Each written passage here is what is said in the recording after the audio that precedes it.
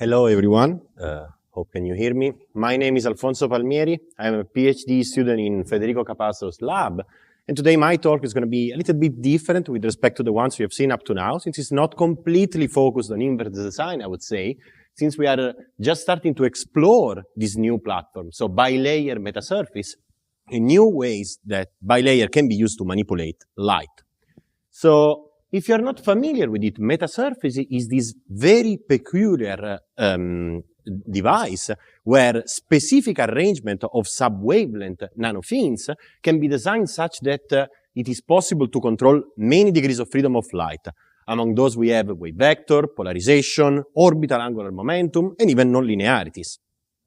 Due to the fact that this device is very thin, it's very light, it can be easily integrated in complex systems such as AR/VR, drones, can be also used for biological application. So, for example, since it's less invasive, and it's also used to image the stars. When it comes to the design of metasurfaces, we can use basically two main methods. Method number one is the so-called propagation phase. So, changing point by point within the metasurface, the dimension, in this case the radius of the nanofins, it is possible to impart a different phase, again, point by point. Another approach is that we fix the dimension of one nanofin, and then within the unit cell, we just rotate the nanofin along its axis. In these ways, relying on geometric phase, it's possible to impart, again, different phases, point by point. So this geometric phase approach has inspired many metasurface platforms. Most of those are called Pancharathram-Berry phase. So the idea is that each nanofin is designed to be an half-wave plate. What an half-wave plate does, it converts left circularly polarized light, LCP, into right circularly polarized light, RCP. And there you can see a Poincare sphere, so a tool that can be used to visualize the polarization transformation. So what the half-wave plate does, it just brings you from one pole to the other. Now, the orientation of the nanofin within the unit cell is basically telling you which of these many infinite paths you are traversing. And since two nanofins oriented at different orientation open up a solid angle on the Poincare sphere, then you are encoding different geometric phases. But as I stressed, here we are working only with half-wave plates, and you are working strictly with circularly polarized light. Can we overcome this limitation? And where this limitation comes from? This limitation is due to some intrinsic limitation of single-layer metasurface. So to describe the phase that each meta-atom can impose on light, we can use a 2x2 Jones matrix. So if we assume to have a rectangular nanofin with the different dimension along x and along y, we can imagine that two different phases can be imparted on two orthogonal polarization. Now, when we rotate a nanofin, it is simply, to model this, just sandwiching the initial Jones matrix between two rotation matrices. But no matter the initial phases, no matter how we rotate these nanofins, the implemented Jones matrix is going to be always symmetric. And so the amount of polarization transformation that we can perform is restricted. To overcome this limitation, we can instead use a bilayer metasurface. So in this case, if you imagine to describe each of the two meta-atoms as two symmetric Jones matrices, then the Jones matrix describing the entire bilayer can be non-symmetric. But this mathematical formulation of product, physically it means that the two nanofins involved in the bilayer needs to be decoupled. And we had to verify that this is true. So we started to explore for this new platform, this humongous parameter of space. In fact, we can change the height of the nanofins, we can change the dimension along x and along y, both for bottom and top nanofin.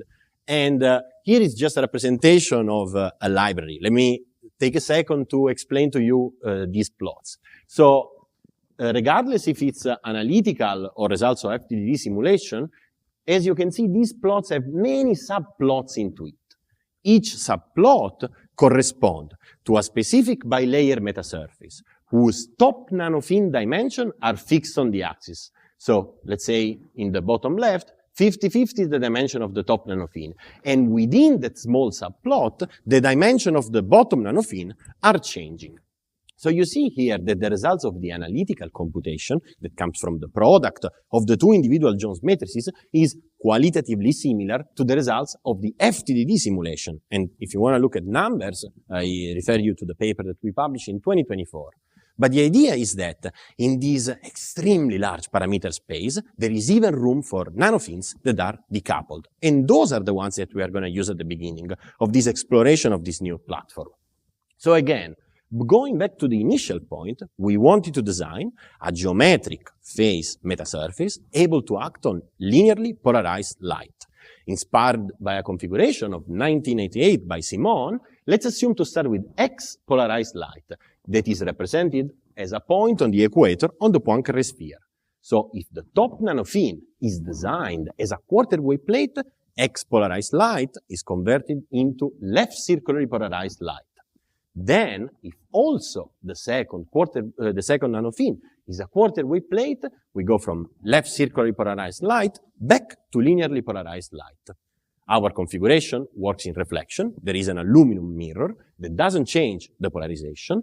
And so, when we traverse again the entire bilayer, first we pass through the quarter wave plate. So we go to the other pole of the Poincare sphere, that is RCP.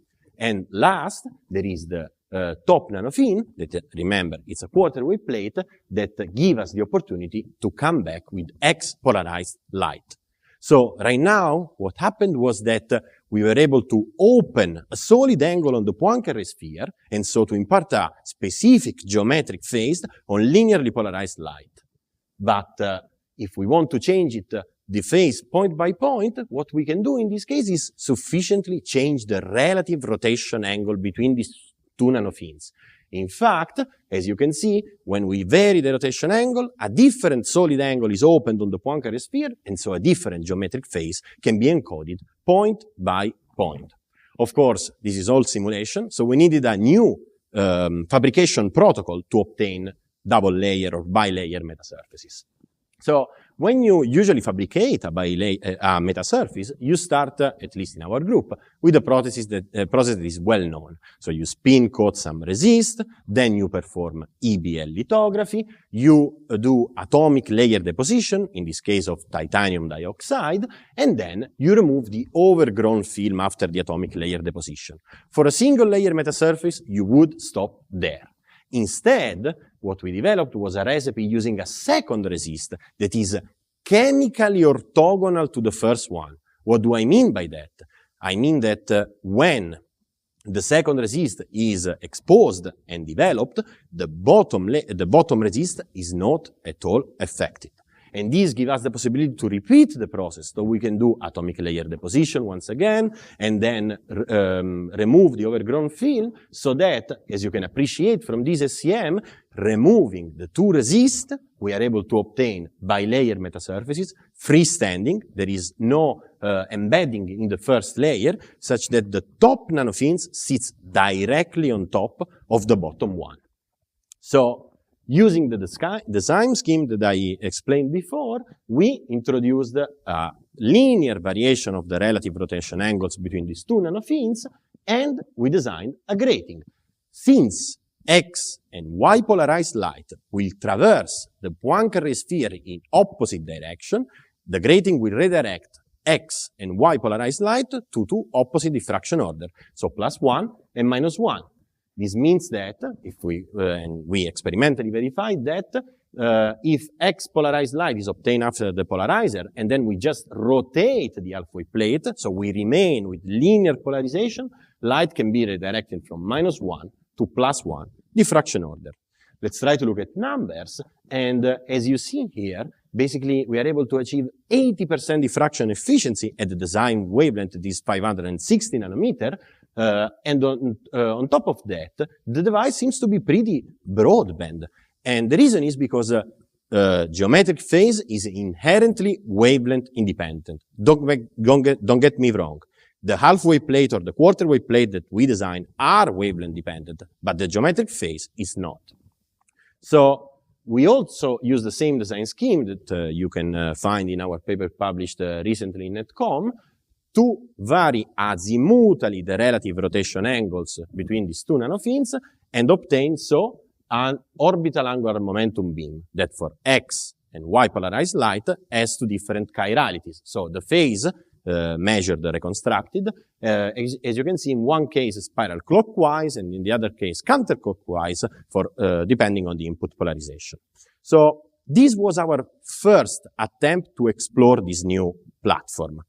And we also wondered, is really necessary to go and look for something completely new, or can we use this huge parameter space to boost the performance of single layer metasurface?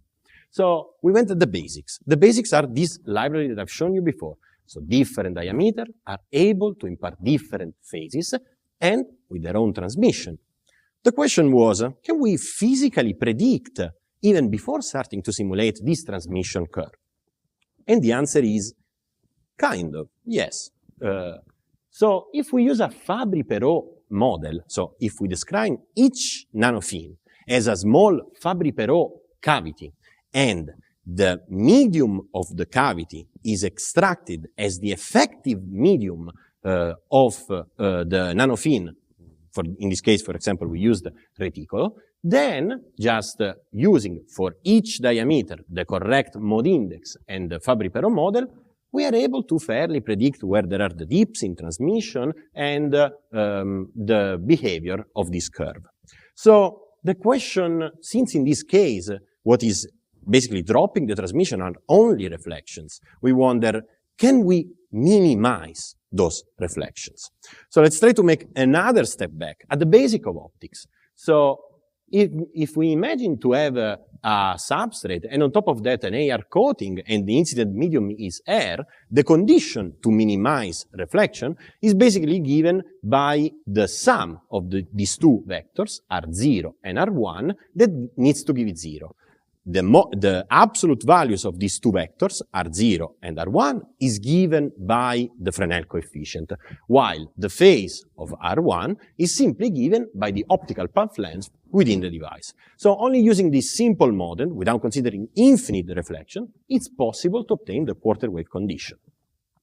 So the idea was, can we use our bilayer to emulate this anti-reflection coating pillar per pillar?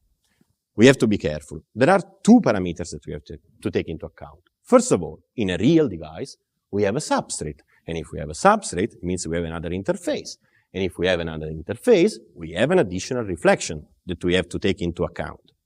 On top of that, as I said, each pillar within the metasurface will have a different refractive index. So it would be needed to optimize an AR coating for each nanofin dimension.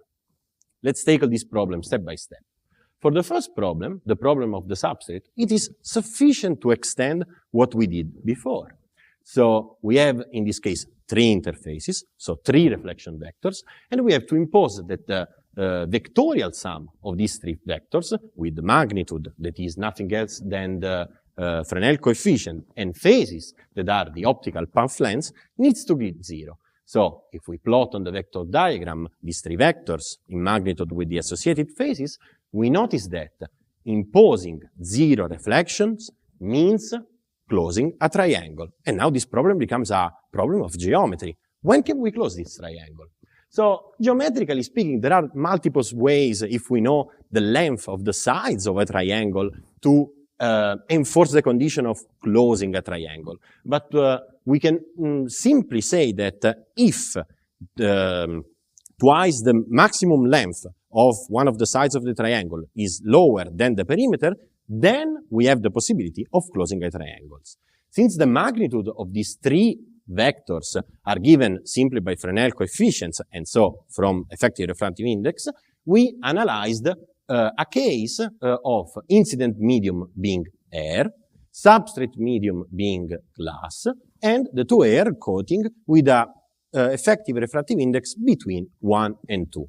So if we try to impose the inequality condition to have a triangle, you will find a parameter space where in the white region these are the effective refractive indices for which the triangle is closed, while in the black area, it's not possible to close a triangle. And this is nothing new, it's something extremely well known in the optics community from 1949. You know, this is called the Schuster diagram. We are not discovering new things. But we have the clear recipe for designing AR coating. So the idea is when you want to design an AR coating, you know the effective indices of the two layers that you will implement.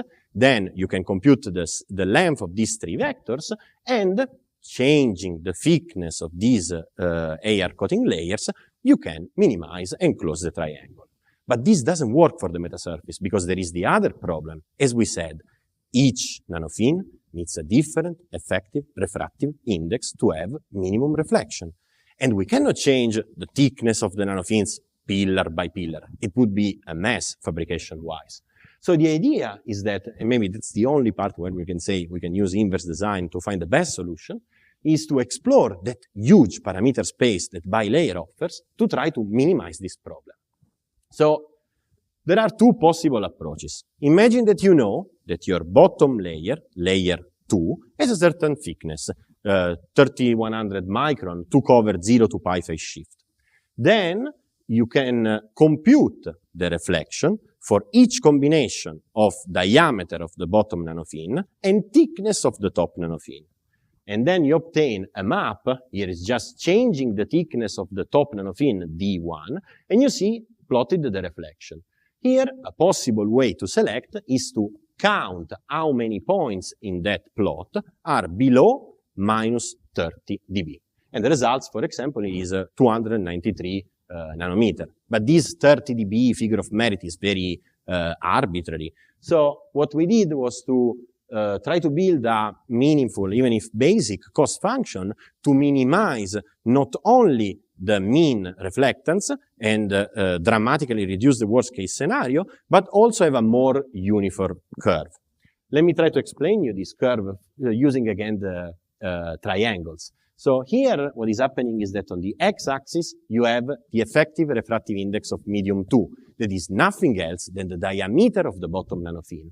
And you see that when we are going at minus 50, 60 dBs, then the triangle is perfectly closing. In the other points, even if it's not perfectly closing, the reflection are extremely low. And in fact, the axis of this vector diagram now, differently from before, span between minus 0.2 to 0.2. So now, using this methodology, if we have and we design our library, you see that we go from a scenario when we have dips at roughly 92% to a scenario of our bilayer metasurface that has a transmission that has almost zero reflection, more than 99% independently from the pillar that you are using. To verify that we are actually doing something and it's meaningful for a device, we use Tidy3D to simulate a meta lens. You see that the point spread function that tells you the quality of the lens that we are designing remains unchanged independently of which method we use. And even the relative focusing efficiency is roughly at 80%. But if we look at the reflection, and here it's very cool, while single layer experience reflections at roughly 5%, with the our approach, we are obtaining yes lens, but we are minimizing reflection even below reflection of pure glass. So the reflection of the entire system has a reflection below the 4%.